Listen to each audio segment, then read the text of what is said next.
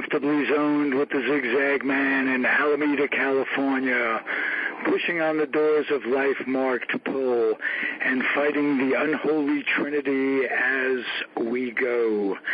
Big business, organized religion, and government.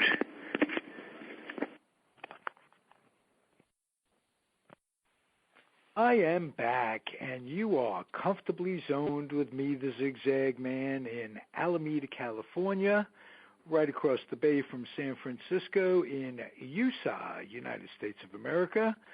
And it's December 23rd. It is a big day for me because my mother, rest her soul, was born on this date in 1920, and can't help but think of her like every day of my life, so especially today, and just like to honor her a little bit by just remembering that she attended the 1939 ceremony when Lou Gehrig stood up and said, "This is the happiest day of my life," or I'm the luckiest man in the world.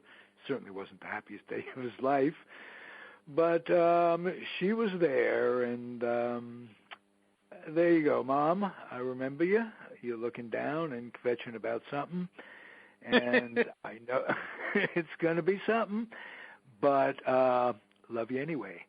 My guest today, got a great show. I have an interview that I pulled out of the archives with a Major League scout, a fellow by the name of Jethro McIntyre. He was a scout, minor league manager, minor league player. It's an interview I did in 1995, and I was doing a show called Sports from the Top of the Hill, and it was a cable show out of Cal State Hayward, and I was on TV, and a bunch of old-timers from the 50s that came into the show, and never really got it on Comfortably Zoned over the years. This interview, you'll love it.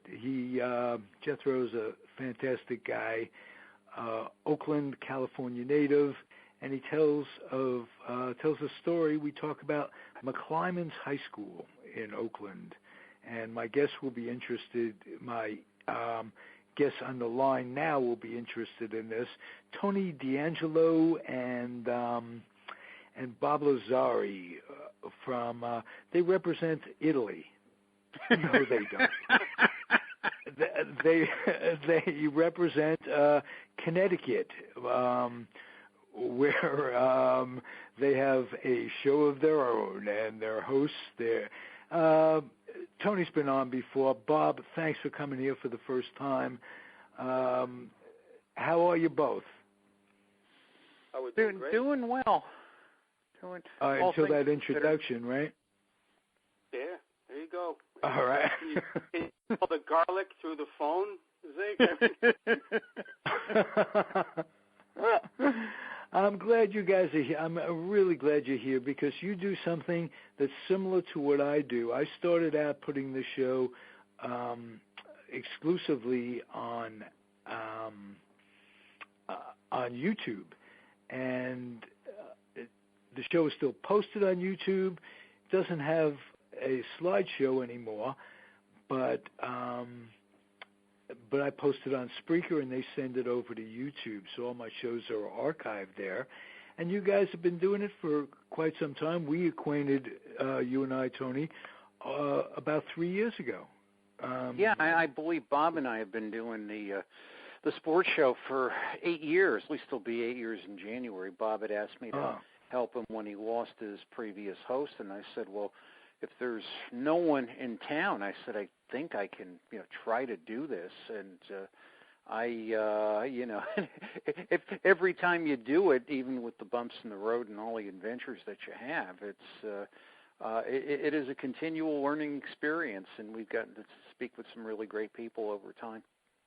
Yeah, Bob, you're a pioneer in it. How did you get started in it? What motivated you, and what are you most happy about doing it? Well, Well, Zig, I have written a sports column for about 15 years, and the guy that really started this show about 8-9 years ago gave me a call one day, and he knew I was local, and he said, he was losing his host, and he said, would you like to try to join us? And I had joined him for just a few weeks, and then he gets a job at a radio station in Philadelphia. So he says to me, here you are, all alone by yourself. Would you like to keep the show going? It's up to you. The name is yours. Everything is yours. And that's when I asked Tony, who was a good friend and a very big sports aficionado, and it just kind of snowballed from there. Again, I've written a column for 15 years, Zig, and between that, and I also do a Thursday night show. We're doing a show tonight to avoid being on the holiday, but that's on the Armed Forces Radio Network. We get a lot of crossover guests from both shows. That's a football show. So it kind of snowballs and it kind of crosses over, and what I'm most proud of, I think we've had Hall of Famers on, and I just think, you know what it's like, Zig. You want to put out a quality product. We're not the kind to sell out. We could throw out there's a lot, especially here on the East Coast, it's all about shock journalism. I will never go down that road. I will probably make no money doing what we're doing, but I will never go down the road of shock journalism. I'm proud that we've talked with guys. We get good feedback, and we learn a lot, and we have a lot of fun too. There's serious segments, there's funny segments, and I think we do the combination pretty well. Beautiful. And beautiful. It's interesting in the sense that, and I think a lot of it is it's either persistence or having good friends who are older than us. I mean, yes, there are people that are older than us that walk the earth. Our 20-year-old interns kind of marvel at that, but who have the phone numbers of some of these older players.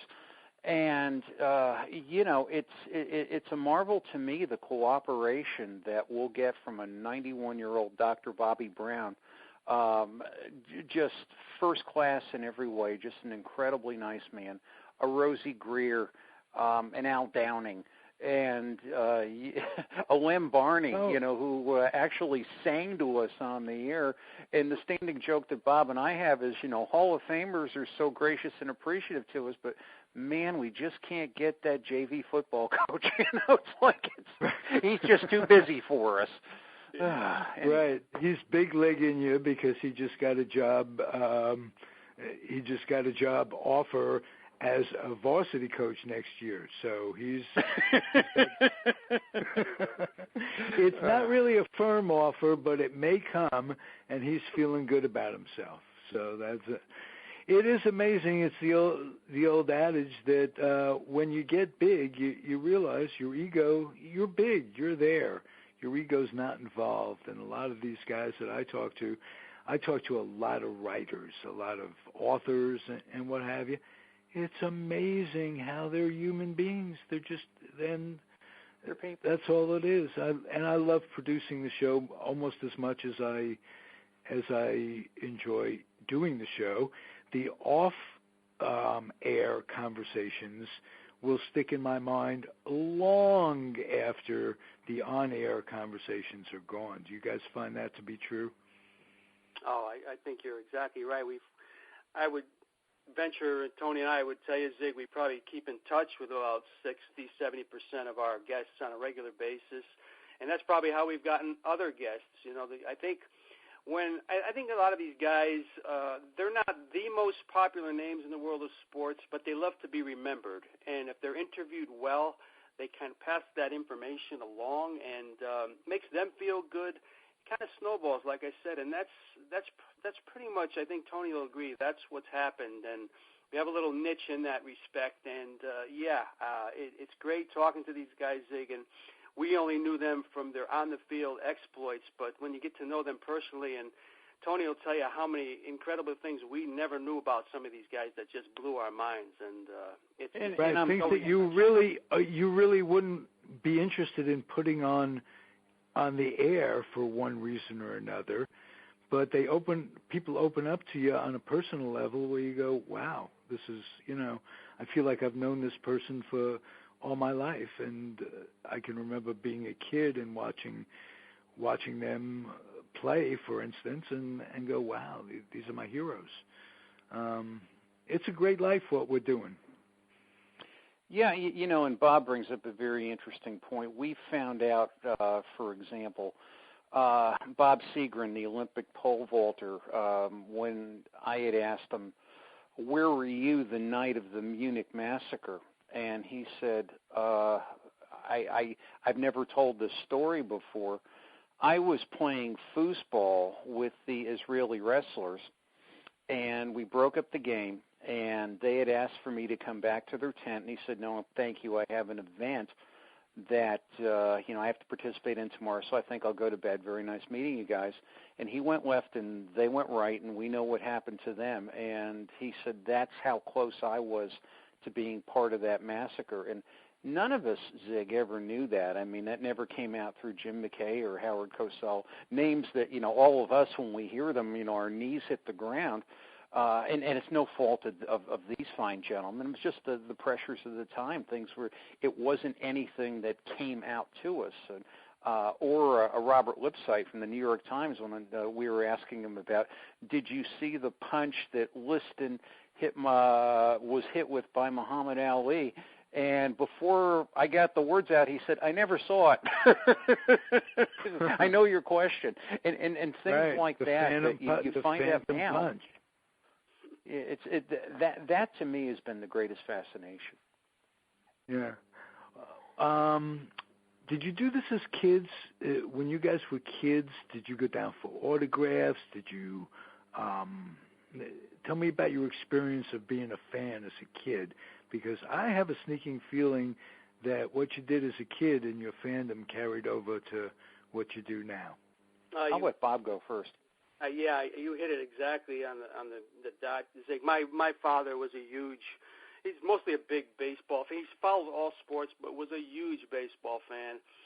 Grew up with his immigrant father liking, of course, the Yankees because of DiMaggio, and my father became a Red Sox fan, and just basically threw his love on baseball onto me.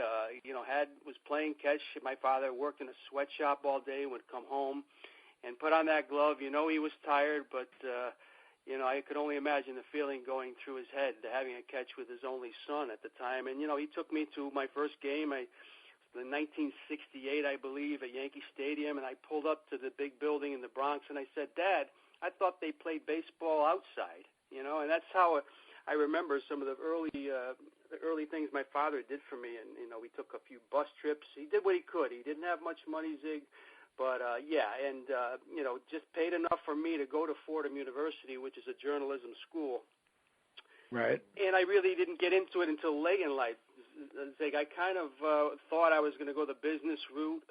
That was kind of stressed here, as Tony will tell you, in industrial Connecticut. And I really didn't start writing about sports until I was in my 30s, and that's when it kind of all came back to me. But I think you hit it right on the bat. If you don't have somebody out there, guiding you at a very young age, it's hard to pick up a love for sports as if nothing happened in your 40s and 50s. Right, and it's a way of relating to with me, it was my grandfather, and just something we had in common. We could always talk about games we saw, experiences that we've had, and a way of learning from them to pass it on. Tony, how about you? It's a great question, and I don't think I give it enough thought. I think I'm one of those kids who would sit on the floor of my parents' house watching TV, and it was the age of Mel Allen, Cosell, The Wide World of Sports, Ali, right. The Mets, professional wrestling, Bruno Sammartino, and Jim McKay, and I would just really, and it'll happen to me, Zig, to this day, and Bob will tell you, I'll put up on my big screen something from The Wide World of Sports in the 1960s, and I am so zoned into that. I am so, it's almost as if it has like a Martian hold on me, to where somebody can ask me something, I'm not listening. I'm back in my parents' house sitting on that floor watching this for the first time. And I thought, well, that's really great. And I thought for a while, yeah, it's something I'd want to do. But then I thought, well, how impossible is that going to be? So I just kind of went another route into what I do for my main life or profession. And when Bob came and said, would you help me do this, things were falling out of my head from 40, 50 years prior that was like, where did it all go? And, now it's kind of fun. We get a chance to put some of it back. Wow. That great combination of different ideas that you guys bring to the table. And Zig, I'm sure you're like us. Zig, we can probably name the pitching staff of the 71, 72 Orioles, but we can't tell you what we had for dinner last night. You're the same way. I don't remember. I'm exactly the same way. But I do remember when the Orioles were the Browns, so that's a little more scary than anything. And I remember that Bob Turley trade when Bob Turley and Don Larson traded to the Yankees. Yankees were rich. And those were days when I grew up when the Yankees had a dynasty, and I think I've probably mentioned this to you before, Tony. We thought it was a birthright to have the World Series played in our city. It sure seemed that every way. frickin' year it was the Dodgers, Giants, Yankees, Yankees, Dodgers. Once in a while, the Giants, but all the time I grew up, there was the World Series. And, the rest of your life doesn't always go that way, especially if you end up being a Met fan. It doesn't come. Let's pay some homage to the Mets. You guys are local. Tell me something about this year that really sticks with you. Well, I think Tony will agree, Zig, that it has been such a Yankee thing around this entire East Coast for so long. And to see them having done what they did this year, I think we all agree that Terry Collins was a good manager. But the Yankees just were they still had that power, Zig, like you had just mentioned. They still, and Tony will tell you, they still have that. Every Yankee fan still has that same thing that we need to go to the World Series every year. Or it's not a success, right? Yeah. But the Mets kind of snuck up on everybody this year, and kind of, in a way, Tony, took over New York. More refreshing. We had gotten the Jeter era ended, and Rivera was gone, and he had A-Rod, who a lot of people still were not on his good side, and the team changed, and their spending habits have changed. So they're at a point right now where. And then the whole Sabathia thing came up. So the attention kind of went to the Mets a little bit, and it was nice to see more people go out to Citi Field. And then when they got as far as they did, there was a lot of people in New York kind of switching allegiance a little bit. But it's just very refreshing, them and teams like the Pittsburgh Pirates, who have taken beatings for so long, to have done well this year. And the Cubs as well, obviously. Oh. The Cubs are on their way. I have to agree. There's this concept of, and believe me, no one is, you have the whole Steinbrenner era, and you can argue what's good about that and bad about that, and was it good for baseball, and was it bad for baseball, and, and it was good for George Costanza, let's say that. It was certainly, it employed George Costanza, but George did a lot for Yankeedom, and George did a lot to, make things a whole lot worse than they had to be. But leaving that alone, there's a concept that Bob and I often talk about with Yankees, and I am respectful of the Yankee tradition, called Yankee imperialism. Somehow it's and Bob always says, which is really kind of funny, it's how can you be a liberal and be a Yankee fan? Because everything that the Yankees do is so capitalistic. If you were really a true liberal, you would be demanding that the people could sit in the $5,000 boxes for 50 cents. That's what, or just one day away, like bring back Ladies' Day. Remember? Oh, I needed that laugh. Thank you. All right. Steinbrenner, overall, I'll tell you, as a Met fan, we wanted an owner that would go out and spend some money all those years. So whoever you rooted for, you had to hate the Yankees, but respect and admire the Yankees because they took crapshoots. And they weren't always. They spent a lot of money before before it came together. You got to have baseball sense as to where to spend the money, and a lot of luck goes with it, and having the good sense to leave the baseball people run it. And Steinbrenner always had that chaos thing going, and it always seemed to revolve around Billy Martin. Do you guys have stories about that? The way they got along? Oh, boy. Tony, you and I have talked to a bunch of guys that played with Martin over the years, and, we always got decent stories. People that played for him, as their manager, Zig, said there was no guy that probably knew baseball more than this guy. Gates Brown called him a winner. Yeah, and teammates of him said, he did have a drinking problem, and he did have off-the-field problems. Some told us things were overblown. It's hard to get a total true picture, as you know, because guys have different opinions of them. But as far as Martin and that whole thing, we were in the middle of it all, Tony and I, when it happened. Martin, you're fired, you're hired, you're fired, you're hired, light beer commercials, everything. Right.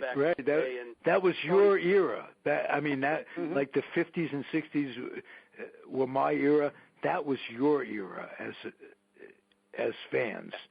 So, crazy. How did you react? You were both Yankee fans, weren't you? Well, I really never been a Yankee fan. I tried to distance myself. I try to follow every team. I've never really embraced the team, but being so close to Boston, New York, I've pretty much have covered both and all of them. But I think I have a pretty keen sense of that whole thing. It was chaos, and Tony will be the first to tell you they had a love-hate affair with Martin. And they took care of him. The Yankees, that's one thing they've done over the years, Zig. They've taken care of their old players, guys like Joe Pepitone and Whitey Ford will tell you that. They will not go without. Those guys will never go without. No, if they pick up the phone and call Joe Pepitone and say, hey, Joe, here's $10,000, go speak to this group in Brooklyn, they do it. Good. Yeah, that's nice. Yeah, Pepe's had a lot of problems, but I'll tell you something. Back in my memory, in the very early 70s, I was stationed out in California in the Air Force and decided to stay out here. And I talked to my grandfather every week on the phone, and I always assumed that he had really liked the Mets, which he did. But one weekend I called him and I said, how's it going, Pop? Yeah, everything fine. He's well into his 80s. He says, how bad could it be? Joe Pepitone won 2 games with home runs, a doubleheader today, and made me happy. So for that reason, when I think of Pepitone, he made my 83-year-old grandfather happy. Joe's all right with Zig. It's those things. He might have been this, that, and the other thing. He might have had some problems, but for those reasons.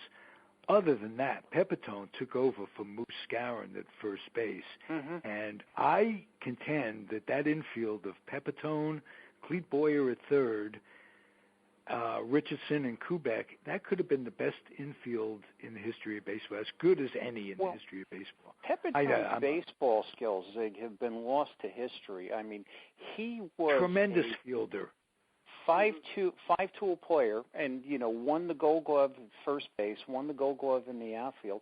I actually saw him, and I say this to Bob all the time, and the late Phil Pepe, whom we just lost, had agreed with me when I had mentioned this. I said, Phil, Joe was a better center fielder than he was a first baseman, and Bill in that Brooklyn accent said, God rest his soul, without a doubt. He could, he actually caught a ball by the. I watched this in 1968 with my father and my brother by the monuments in Yankee Stadium. Turned and threw and held a runner at second base. I had never seen anything like it. And Really? Tom Tresh, who was playing shortstop, looked at him and said, shrugged his shoulders like, why can't you do this every day? He just had that kind of ability. Yeah, and he wrote a book at one time. I think, Joe, you could have made us proud. On some levels, he did make us proud. I mean, you reached the major leagues. The pressure involved playing in New York. You guys want to get into how some guys can play and some guys can't play in the big city? Well, yeah. Bob, you first.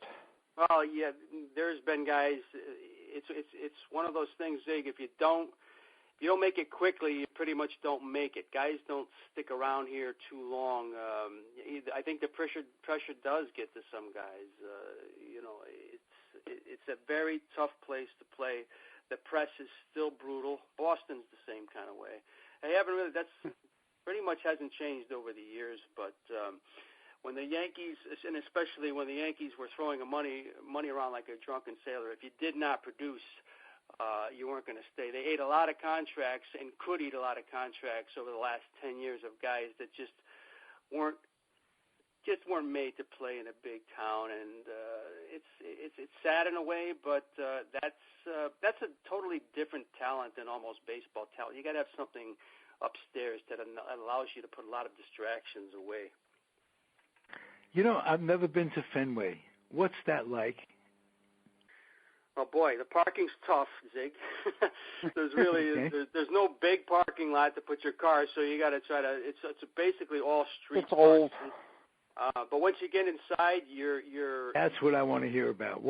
Going in there? I went in the Polo Grounds the first time. I have memories when I was a kid of the grass, the expanse of grass. What's your memory of Fenway the first time you went there?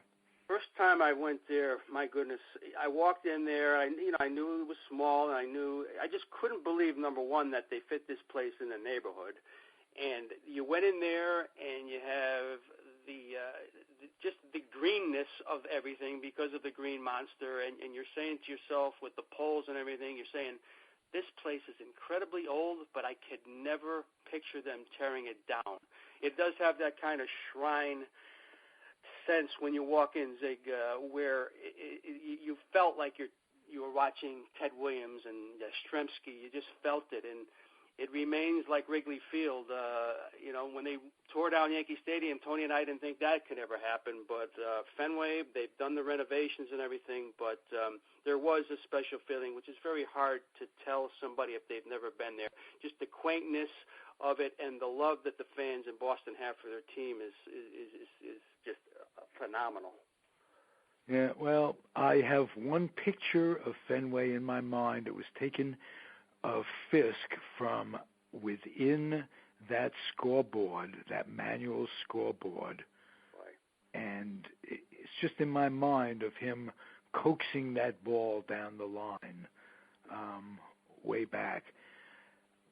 And they say they have autographs people have signed in the innards of that scoreboard, a whole bunch of players from way back. Can't wait to get there someday. That's one of my goals, to get to Fenway. Well, when you do, we're about maybe a little bit more than an hour away from there, so certainly let us know. Oh, absolutely, absolutely. Tell me about Connecticut a little bit today. How did it withstand the recession? I know they went through hell, almost more than any East Coast state, from what I recall. Have they come back? How's biz? Zig, I'm going to let Tony take that because our governor grew up in the same town as Tony, and Tony is much more familiar with the political shenanigans going on here in Connecticut than anyone I know of. So, Tony, take it away. Can you do it in 2 minutes? Yeah. might take 2 years. Connecticut is, how could I put it? There are still pockets of economic vitality. The pockets seem to get smaller. Due to the condition of the state, which is lousy roads, horrible taxes, incredible amounts of bureaucracy, not a friendly environment for business at all. There are people who are working very hard to change that. Thank God for the Greater New Haven Chamber of Commerce and groups that are working hard to make that a better place for all. But we haven't come out of 2008, Zig. And the fact of the matter is unless the light really goes on in Hartford in 2016 and there's not severe change taking place at our, I'm not talking national, just our state elected level, we're going to be in for incredible trouble as we head closer to 2020, largely because there are so many unfunded mandates that the state must pay, and with a decreasing base of taxpayers and revenue and businesses, they don't get paid. So that's not going to be a fun time. So there's still a lot of good here. There's a lot of great people. There's a lot of good things happening, but I do get concerned from time to time to time. Okay, now specifically I want to know about Mystic, Connecticut, because my cousins lived there when I was a kid for a while, before they moved to Massachusetts. Mm-hmm. And I thought Mystic was as beautiful a town as I've ever seen. Little port town. Tell us about Mystic, and how is Mystic doing? Are they on the upswing? Mystic will... No, Bob, you first. Well, I could just tell Zig, it was so popular 40 years ago, Zig. We used to go on our class trips in grade school every year to Mystic Seaport because they had a lot of things to do, and it was just a beautiful area. I would think I haven't been down there lately, Zig. I've been in the New London area, which is a concern right now. But Mystic, I think the Mystic Seaport and that whole area still relies on the museums and everything down there for a lot of their visitor income and everything. I still consider it a pretty beautiful area, and Tony's been down there more than I have lately. Yeah, I was down there, I think, several summers ago. It's a great place to spend a sunny summer day, and there's a lot to do, and it is a nice place to go. And that probably will not change. The problem is, I think, with any kind of a tourist economy is it sort of gives you a blip on the radar screen, but it doesn't give you a blotch, and that's the problem Connecticut has right now. There's not enough attractions in the state. Weather, of course, being a limitation to keep people like that coming all the time. Okay. Time's getting short. Before you guys go, I want to talk about something we talked about off air. Bob Aspromonte, Kenny's brother, Brooklynite, and one of my favorites as a kid. I think Bob Aspromonte, one of them played for the Mets way back then. Bob did. And Bob did. Okay. Yep. Then you had a story you were going to tell about him. It's really something. Bob Aspromonte was, as I understand it, one of the Brooklyn Dodger bonus babies back in the days of the bonus rule, where if you signed somebody to a bonus, they had to be up with the big club. Largely, they would sit around collecting dust. They had to be there for a certain number of years. Sandy Koufax was very much like that. Bob Beetle Bailey was of that genre, too. But anyway, Gil, as a Dodger, took a very paternalistic interest in Bob Aspromonte. And as Bob was winding out of his baseball career in 1971, Gil had rostered him for the Mets. And I guess either he thought he could still play or friendship or whatever. But yet, they were together on that team. Now, I went down to see a game in 1971, and it was the Mets versus the Phillies. It was Barry Lurch versus Gary Gentry. Gary Gentry, in the ninth inning, 2 outs, 2 strikes, 2-run lead, blows it. Game goes into 15 innings, and I don't know exactly how the Phillies got ahead in the top of the 15th, but they did. I could look it up in the New York Times, I suppose. Anyway, the Mets go first out, second out, and then Bob Aspromonte is called up to pinch hit to be the third batter in the bottom of the 15th inning. This is a school night, and it's 40 miles back to Stanford, to good old Rippewam High School. And Bob, he digs in and pretty much strikes out on 3 pitches. So game over, lights go off, everybody goes home. And I thought, what a terrible ending. Jane Jarvis is playing a goodnight song. Your typical sad ending as you're relieving. Right. So as we're leaving the park, there's a very nice-looking man in a sweater, in a cardigan sweater, who's signing autographs for people. And people were saying, "Hey, Bob, hey, Bob." Walked over and said, "Well, who is this?" And then I looked at the signature. Somebody said, "This is Bob Aspromonte." And here is this man who struck out to end the game. I mean, if it were me, I'd probably be going off the 59th Street Bridge. He's signing autographs for everybody. And he looked at me. He said, "Do you have a program I could sign for you?" And I said, "Sure, here." And he signed it, and he thanked me. He said, "Thank you very much." And I thought to myself, what a nice man. What character. What care for fans. And I've never had the opportunity to thank him in person if he's, here and well, but I thought that was just, and the fact that he and Hodges were friends, it doesn't surprise me, but it touches my heart. Right. First show I ever did about Gil Hodges was with you, Tony, if you remember. Yes, I do, years ago. It was years ago, and we were kind of touting him, to say you guys were kind of touting him, and I grew up a Giant fan, and you and Scott Russell came on. I remember. And changed my mind in terms of Gil's qualifications for the Hall of Fame. Because and especially with the Veterans Committee instructed specifically that it's okay to include the manager's record along with it. Mm-hmm. Now, Scott will tell you that isn't necessary, that Gil Hodges should be in the Hall of Fame. And a lot of people will tell you that. Bill Hall will tell you that. I've had him on my show. Incredible Dodger historians will tell you that it shouldn't have even been an issue, but it was, and it was a specific request.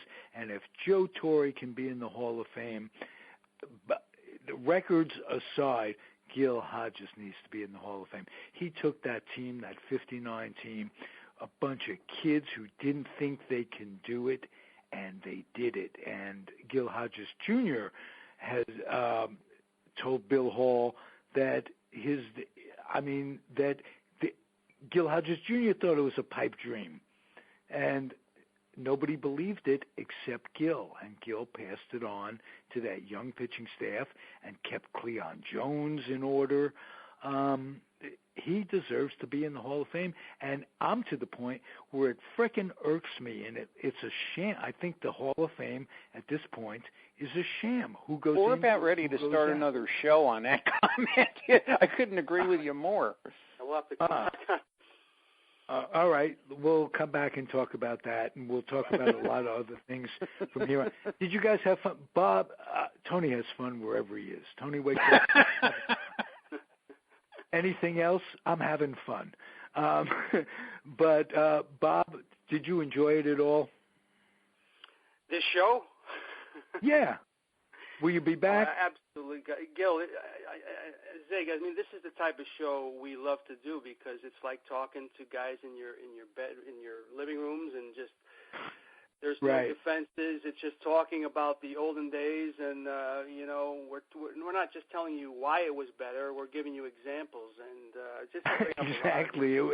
It was better, and it was better because we saw it from the eyes of innocent youthdom. That's a great way to put it, Zig. And think about, people ask me, younger people, young kids ask me, don't you wish you had, like the video games and this? And boy, that was boring. I would tell them how we would spend our summers just shagging fly balls 3 or 4 hours a day. The first thing that comes out of boring. I said, you had to be there. We didn't have anything else to compare it to. And this is the way we grew up. And I wouldn't trade it for for anything in the world because of the idols I had in sports, the guys I saw play. And I tell Tony all the time, Zig, I was fortunate enough when I attended Fordham for 4 years. I sat in the bleachers almost every Yankee game for $1.50. I mean, when I didn't go to the games, I thought I was cheating myself. It was crazy. Tony and I go down once, twice a year now. We're comped tickets, but we're talking $15 to a $2,000 day if you bring kids, etc. And it's just changed so much, so commercial and everything. And again, we can go on and on about that. Tony and I usually do on our own show, but right. Well, let me just tell you this, Bob. You have to know, and the whole country probably knows by now, Vin Scully, the great announcer for the Dodgers, was a giant fan when he went to Fordham University. And he was a big fan. His hero was Mel Ott. And so the Bronx is very dear to me because I know if you take the D train from Fordham, you go to Kingsbridge and then Bedford Park. Am I right? Absolutely. I took it the D train, walked past Crazy Eddie's on Fordham Road and onto the D train. If you wanted he will never be undersold, mind you. Yeah. Never. And did I forget Tremont? Did I forget Tremont Boulevard? Tremont was there, Zig. Yeah. If you wanted to go down to the number 4 train, down all the way to Jerome Avenue, you wouldn't have as many stops. That would take you right outside Yankee Stadium. But yes, absolutely. And then you can get. Was that the L train that went up? Was that the elevated train that went the 4? Yes, the Jerome Avenue number 4 train. And my goodness, all right. Well, I didn't grow up on Valentine. My grandparents didn't grow up on Valentine Avenue in the Bronx for nothing. And right near the Bronx Zoo, right under the pass. I'm an Easterner at heart, but it's a little warmer out here. Oh, we do not disagree. Well, we're having a decent winter so far, Zig, but last year, if that didn't get you out of Connecticut, you're going to die here. So. Right. I got a really close buddy up in Syracuse, and his sport, one of his sports, he's a minor league hockey fan. He loves and they have a great minor league team up in Syracuse, AAA for the Tampa Bay or whoever it is. But I just wanted to mention Syracuse, Dolph Shay's passing. Before we get off, Dolph Shay was the epitome of New York basketball. Grew up, went to NYU, played for Syracuse, a Jew boy, I got to say. I'm talking to two Italians. But Dolph Shay was terrific, and he was a Hall of Famer, and his passing earlier in the month saddened me a lot. So skipped around a lot in this show. Someday I'll have a show where I can just keep it on one topic, and but I love doing this. I hope you'll come back as a group, as together individually on an ongoing basis. And I really enjoyed meeting you, Bob, and reacquainting with Tony. Tony's. I'm sure Tony will agree, Zig. Anytime you need us, I mean, this type of sports talk is very rare. We can. This is a great holiday cheer-up. I really appreciate it. I'll continue to keep in touch, and you need anything, you let us know. I glow from your compliments. Believe me. Agreed. Great. Thank you. I'm going to end the show the way I do every show. I'm going to implore you guys and everybody out there to keep your humor dry, keep your dreams wet, keep your kids out of military recruiting stations and off the laps of clerics that wear dresses, and keep on keeping on. Adios, guys. Talk to you soon. Take care, Zig. Bob will talk soon. Bye. All right.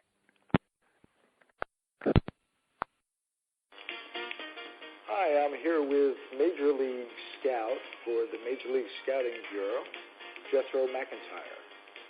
Oakland native. Nice to see you, Jethro. Glad to be here. All right.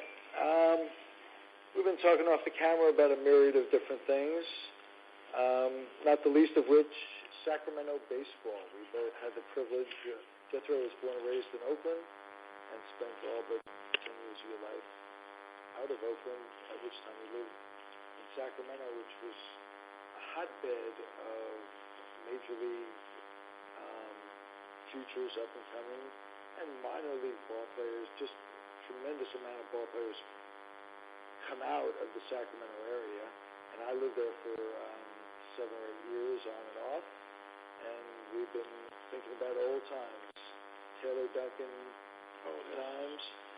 You can say Taylor Duncan, you can say Leon Lee, Curtis Brown, Tony Pepper, Sacramento.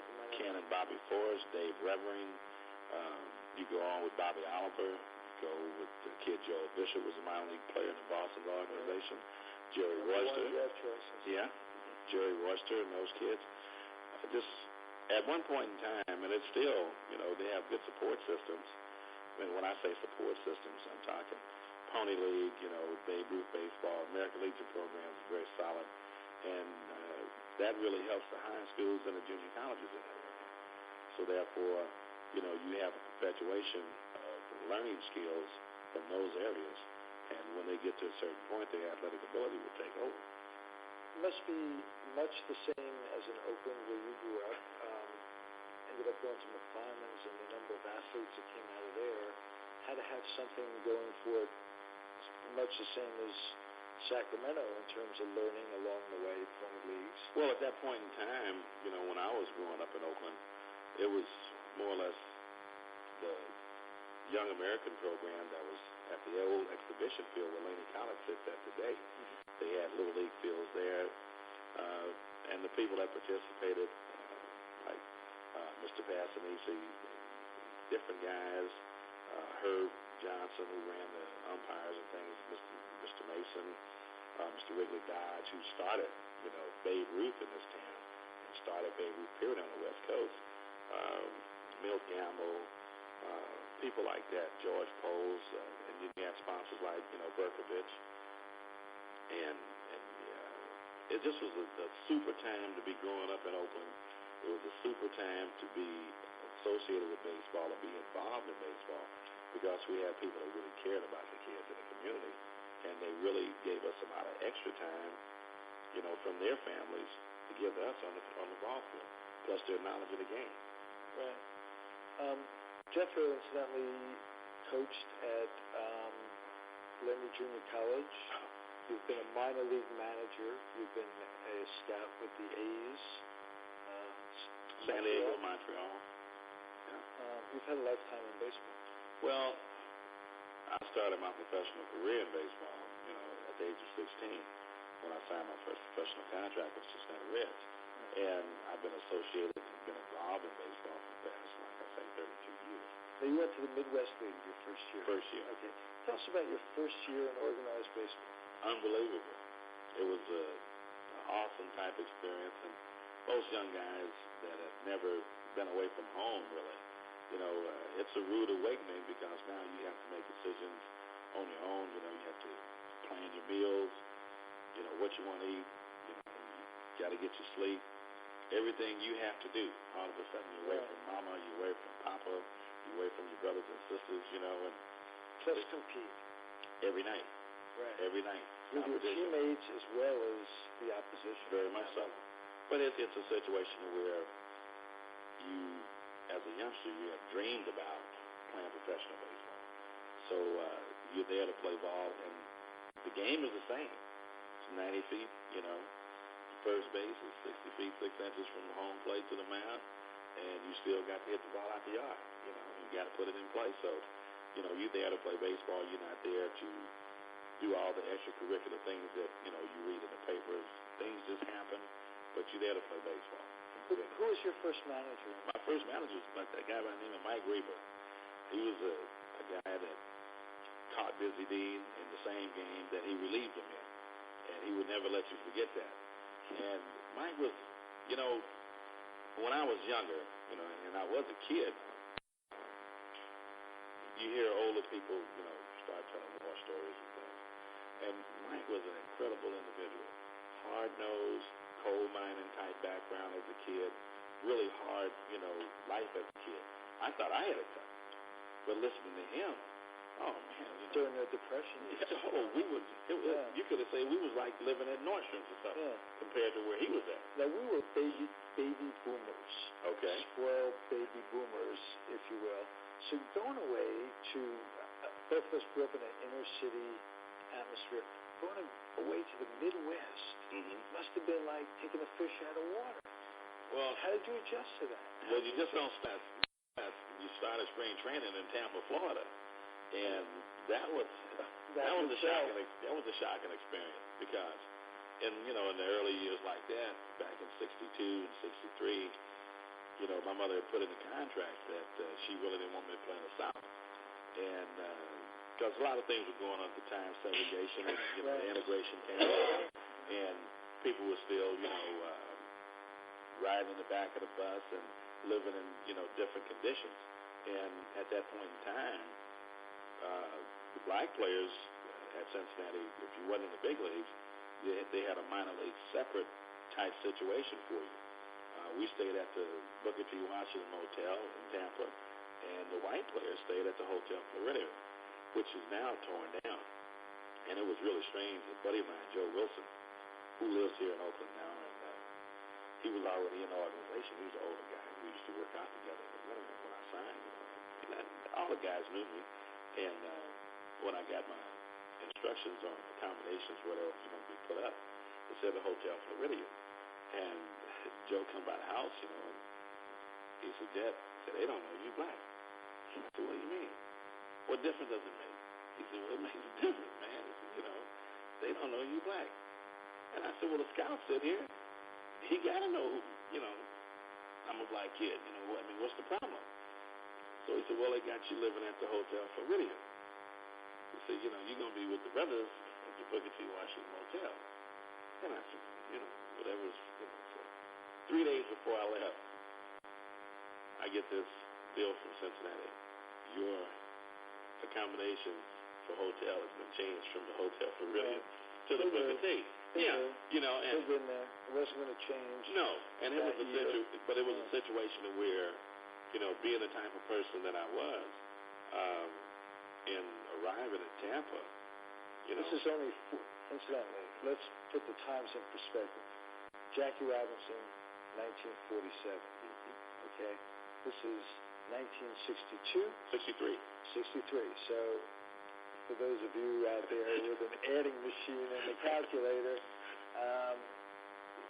we're talking about the way things were, not necessarily what's been sugar-coated. And, this change in integration in baseball was a big change. It was a big change, but it's slowly evolving change, still evolving to what it'll be like in,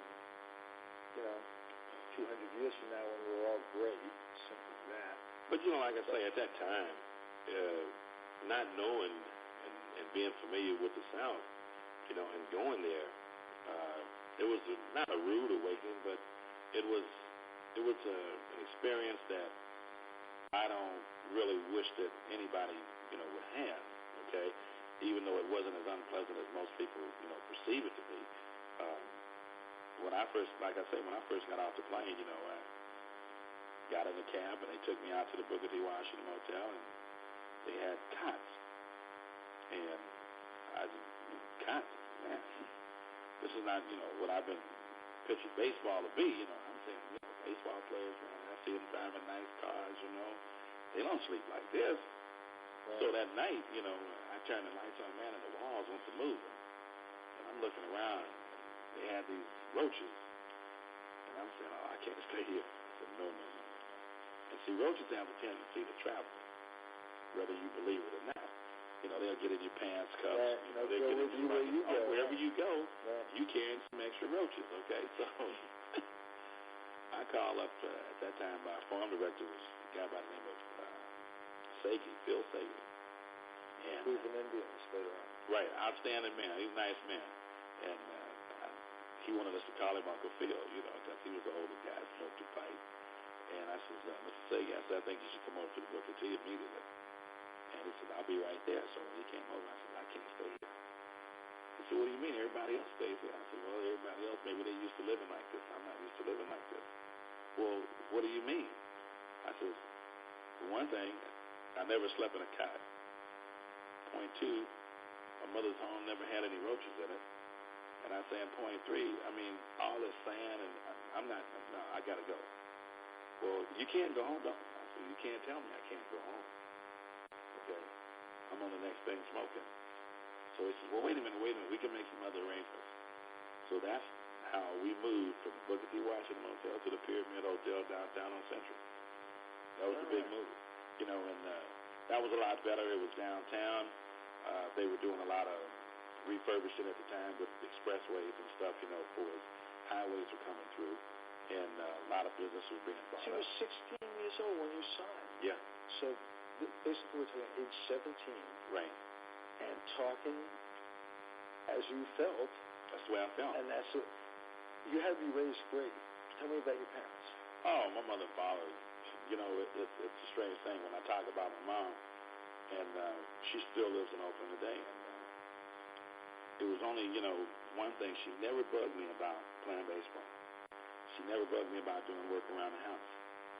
Only thing I had to do around the house was really maybe mop, empty the trash, and, you know, me and my brothers, we would, you know, keep the room and stuff squared away. But you had your little conflicts and things, but she never really stopped me from ever playing baseball.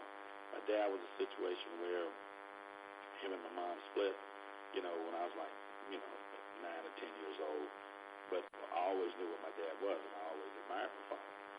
Even until he passed away in '89. It was a thing where I understood, you know, his plight. You know, he was the man that wanted to do for his kids. You know, he wanted to do for his family. But the situation for his job opportunities for him was nil. You know, he was a private, you know, entrepreneur, and then he tried working for different people and stuff. It just really never worked out for him. And as we got older, you know, started talking, you know, man to man, you know, I never held that against him because I knew, you know, in the way that we talked, we used to go hunting and stuff, you know, we shoot the breeze, and I knew he always wanted the best for us. So I spent a lot of time with my granddad. He's 97 years old right now, and he's, you know, a resident of Berkeley here. And it's just a situation between those two guys, Mr. Mason and Mr. George Bowles, and a guy by the name of Lloyd Christopher, who originally signed me. I had some outstanding people, you know, to look up to. Earl Manyweather, fine, outstanding individual who coached at Clarence High School and was ended up being a principal there. Just he was an outstanding athlete in his own right. Paul Harvest, those guys, he was just super people. Tell me about McClemens. I mean, the number of athletes that came. Greatest school in the world. How many athletes? We're talking about greatest school in the world. Greatest Robinson, David Pinson. Well, you're talking about the lucky guys. Russell. We're talking, you know, you're talking about lucky guys, and you got to understand one thing. For every success story, somebody had to sacrifice something, okay? Guys who played along with Beta, guys who played along with Frank, guys who played along with Charlie Beeman, guys who played along with Bill Wright, guys who played along with Bill Russell. Bill Russell was not the type of player in high school as he became in college. His brother Charlie was a much better basketball player at that stage than Bill was. He just was a big, gawky, awkward type guy. And my baseball coach, they had strapped him with basketball, okay? And George, the story goes that George was talking to Phil Woolpert over at USF and saying, hey, this kid is green, he's crude, but you never know. So that brings us to scouting a little bit, and development, and looking at a kid at a certain age and saying, well, how's it going to be 10 years from now? How come Charlie, Bill Russell's brother, didn't develop like Bill Russell developed? Now, Bill Russell, you know, how can, and you might have picked Charlie. Oh, anybody in their right mind would have picked Charlie at that time. That time. Yeah. What are some of the ingredients to not Bill in general, but what makes athletes expand beyond what you think they're going to expand? Well, see, in the type of scouting that we do, it's called free agent scouting, which is the hardest scouting in baseball because you projecting what a young man can do in, say, 3 to 5 years. Okay, it's not like scouting in the major leagues. When you're in the major leagues, going from Major League Park to Major League Park, you scout in each team. You scout in Major League players. They've already arrived. You don't have to project. Either he can help my ball club or he can't. It's just that simple. With a young kid at 17, 18 years old, or a kid coming out of college, you're looking at 3 to 5 years down the road with the ability that this young man has by playing every day and getting professional instruction on a daily basis and playing under the lights every night, playing, tri-night doubleheaders, going on road trips. 5 years down the road, kid 17, you can project with his ability, he could be playing in the big leagues if he has that kind of ability. So 5 years down the road, he's in Double-A, maybe Triple-A. Mm-hmm. And at that point, we can pretty much say he's a prospect. Major league players don't come from AAA. All major league players don't come, say from college. They start someplace. I've seen guys, Ken Herbeck, jump from the Cal State League right here in California. He was up at Visalia. Right, with the Twins. Monday night he was hitting up at Roland Park. Friday night he had a home run against Tommy John in Yankee Stadium to win a ball game. And he's been in the big leagues ever since. There's guys that come out of Double-A ball. Claudell Washington came to a world champion ball club with Oakland at age 19 and hit over 300. Plays in the World Series at 19 coming out of Double-A. You look at Reggie Jackson. You look at, Bert Campaneris. Look at all those guys, Bando, Rudy. They came out of Double-A ball and they came to the big leagues together and they played together and they grew up in the big leagues. When Baltimore was had his reign of terror and terrorizing the American League West and East and whatever, Oakland would just be getting there and they would lose. Oakland would just be getting there and they lose. All of a sudden those kids grew up. They all matured. And the rest is history. Outstanding ball club, was well put together. And see, pitching, Vita Blue, Holtzman. It's unbelievable that you can organize and put that type of ball club together. I mean, solid from top to bottom.